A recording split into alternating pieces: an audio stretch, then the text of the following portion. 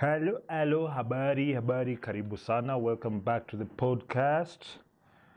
Today, something is on my mind that I think it has also been on a lot of people's minds. So I'm gonna read you something here. Just two quick things. One is a post from somebody who's a Facebook friend of mine, and it goes something like this. Remember when I told you last week to stop that Kenyans for Kenya nonsense of contributing your hard-earned money to a bandit and predatory state, sucking the blood out of you? You are already paying billions in taxes, so there's no Kenyan starves, so that no Kenyan starves to death. This is why, despite receiving a state-backed mortgage of up to 20 million shillings, MPs now want to live in hotels at the expense of taxpayers. The lawmakers are demanding an accommodation allowance that will allow them sleep, wine, and dine in fine hotels, 5-star hotels, when in Nairobi for legislative business. Although the figure for the new allowance was not immediately available, in justifying their demands, the committee benchmarked in New Zealand, where lawmakers are paid up to 400,000 every time they're in town. People are dying because millions of your taxes are being stolen and you want to contribute money. So MPs can use your taxes to smash slay queens in 5-star hotels. Or do you think they won't claim the cost of the horizontal refreshments? And this is the thing. The last year, the short trains were delayed. We are literally in April and the long rains haven't come. Tell me now, nobody in the planning and disaster management, government, MDAs can't figure out that this time next year, Abbas Gulet, Kubaf, will be telling you to contribute to the Safaricom pay bill to feed starving Kenyans in the next drought du jour. Of course, they already know the next thing will happen this time next year, but it's not their interest to do so. For the uninitiated, welcome to the politics of drought, famine, food insecurity, one of the most potent tools of oppression by a bandit and predatory state against its people. It's food insecurity weaponized to keep the masses dependent on the patronage system of politics while maintaining the hegemony and corruption. And stop that. We have to do something now and ask questions later. People are starving to death. Guilt trip right now.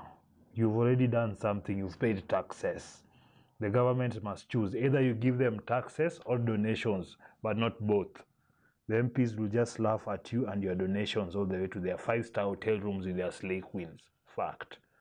This madness has to stop. Anyway, this thing imeniguza hiyo design because there's this thing that started really in the 80s. It was coined in the 80s.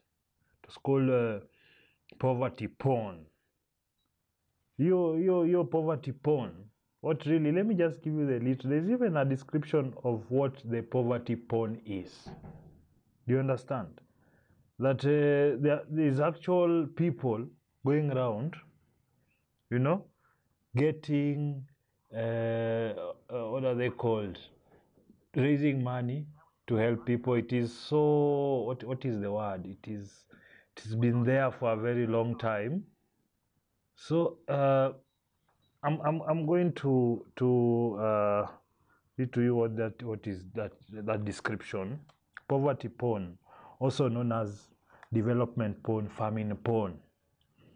See umezoea ya Pornhub. It has been defined as the type of media, be it written, photographed, or filmed, which exploits the poor conditions in order to generate the necessary sympathy for selling newspapers or increasing charitable donations or support for a given cause. It also suggests that the viewer of the exploited protagonist is motivated by gratification of base instinct. It is also a term of criticism applied to films which objectify people in poverty for the sake of entertaining a privilege. You get my the point. The thing is this now. Recently you had Sonko and Akode gallivanting up to northeastern Turkana and the rest, to help feed the people. Basically, it is, as you can see. Let me see. What is this person now? Goulet made an announcement. Oh, we need more money to feed this urgent now, or the normal procedure that we've gone through over 50 years or so since independence. We've always had the Northeastern suffering, and yeah, they've had it hard for a long time, ignored everything. But these are things, once you open the county, the chunks of the taxes are channeled that way where they can, try and alleviate these situations. A few years back, you had the Kenyans for Kenya with that 10 bob there, was it 10 bob or whatever there? Just guys came out hard, give 10 bob, give people, I think, raised over $1 billion or something like that. It was meant to go and mitigate. On top of all that, taxes paid there to these people. Anywho, that is for the normal, what we know. This is what is that icks me, that makes me feel that makes me feel bad, because you can see that people are not being honest about the expression of sorrow and whatnot. Hapa ako there and whatnot, aliingia kwa plane 5-star napiga picture. Every step of the way there was a picture in the plane, on the steps of the plane, feeding people. Unaona watoto naambiwa beba biscuit juu, carry up your biscuit, so we take pictures, that all the way. All of a sudden the articles are, is looking sexy na Turkana what nini kidogo Sonko is there, he jumps in here with his thing. It was a bit lazy, haraka hiyo ya haraka ya kufunga Masai, hiyo kitu ya Masai. But you can tell that because these people, for one way or another, they have acquired the wealth. Tusianze your story. They can throw around some PR money to take pictures with the poor and show how wonderful they are in helping the poor. The thing is, what you are inevitably doing, everybody who's donating to these things and whatnot, is that you are perpetuating it. It's never changed. These places have NGOs. They have NGOs of all types trying to sort out that problem. There's a huge aquifer there, yes, that we were told can even flood this country. Irrigation. There was the project there for irrigation, the one that basically yielded jack shit. So we have all these things, and then we have these opportunities, because that's all they are. I'm sorry, unajua kwa the wakati alikuwa anakuwa attacked the other day. I'm one of the few who came out and defended her, because I thought her rights were being infringed upon. But also here, she's taking a normal, belligerence. I don't know how to describe it. To go now and also take pictures so she can get the part and all those other parts. I don't know what else is there, because let's be honest, you people don't know anything about her, really, do you? Except the noise she makes online. What do you know exactly? How did she become so rich? Unafikiria kuuza hiyo kitu ni pesa mingi hivyo? Ikwangi pesa mingi hivyo. Yeah?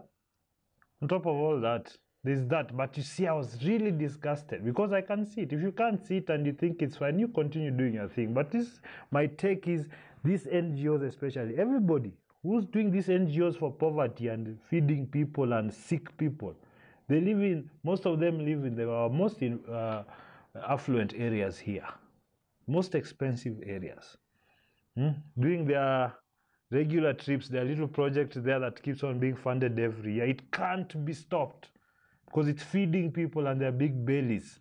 Everybody knows that. And then the MPs want to come, we don't want this thing we don't want you to donate. We need, what are you talking about? You guys were given money.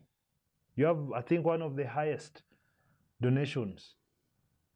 Yes? And then, now, going back to the Red Cross. The Red Cross owns a 4-star hotel, I think. It's 4-star or 3-star, I don't know. All these corrupt people, standards are low. So it could be they're saying 4-star, but ni 3-star, takuna, whatever. They have, they're in South Sea, they have a TV station they've opened recently called Switch. I mean, there's hundreds of millions of shillings going into building businesses. Like for why, like what exactly is Red Cross for? Are they to build businesses? They receive funding from so many places every year. Plus that thing, Kenyan for Kenyans, all these things. Then you start hearing stories about these people, their relatives all of a sudden have money, they have opening businesses. You see some fishy stories coming up. Because let me tell you something. In Kenya, and you hear these powerful people, unfortunately, that something fishy, it's almost certain that they're involved in it in a dirty way. Because that's just how it is with us. Dishonest. People who we can tell. Even on our wajinga, sijui akina Professor Uur and all these kanyaris and all these cunts, these idiots. Do you know that? But there are people who are taken in by this nonsense. And they are also among us. Because among us, we are corrupt now in our places of work everywhere. So, wewe ukiona huyu jamaa akifanya unafikiria hata nitume hii finje. Oh, you tried you've done nothing. Hiyo finje yako, hiyo so yako haisaidii mtu. Because you don't want anyone to be accounted for their tax use, their management, their efficiency, all this, the theft, all these things. You don't want no accountability. You think you'll just shout. But in your own life, you live bogus lives, dishonest lives. Tusidanganyane, si watu mnafanya biza hapa nje, hata lazima muende nyote kwa bank ndio utoe msign pamoja pesa. You don't trust each other. It is endemic. It's seen. That's why you see vagabonds like Sonko and Akode going there and you praise them like they've done something so wonderful. I mean, I'm sorry, but this is commercializing people's suffering in the most pathetic way, pretending you're helping. Si useme tu ulipwe mshahara, ujaribu kulisha watu hapo kama wajui kujilisha, you know?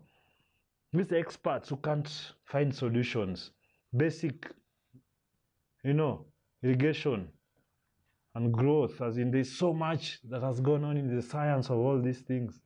Deserts are growing food, and you just want to have the dopamine hit of likes on your Facebook. Then you tell us that yo umefanya nini? Mimi nalipa tax.